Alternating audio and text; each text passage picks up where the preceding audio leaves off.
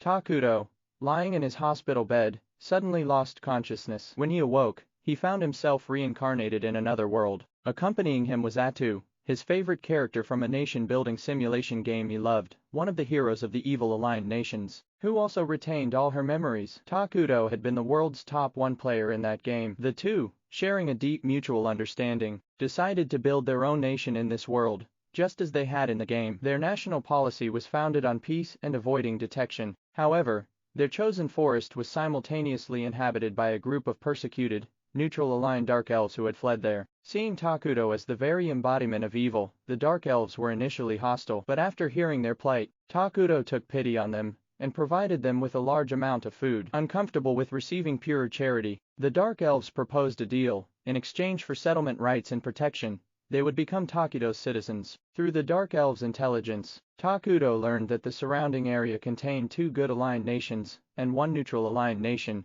a very unfavorable situation. Yet, he discovered advantages. This world's magical research was only at the game's early stages, allowing him to pioneer military magic. He also found he could directly use mana to create objects from other worlds, an ability that went beyond the game's mechanics. Meanwhile, in the Holy Kingdom, one of the Saintesses received a divine oracle detecting a calamitous presence in the forest. Though preoccupied with a witch emerging in the north and hindered by a corrupt bishop, she dispatched 2 holy knights to investigate. The 2 knights were a study in contrasts. The high-ranking knight seemed frivolous, but was skilled at managing morale and immensely powerful, capable of slaying a hill giant instantly with his holy sword skills. The low-ranking knight, however, was rigid and overly devoted to his own strict interpretation of church doctrine. Upon reaching the forest's edge, they were met by Atu, disguised as a dark elf, who tried to dissuade them. The experienced high-ranking knight sensed something amiss and, after a brief confirmation, decided to withdraw, but the junior knight forcibly seized command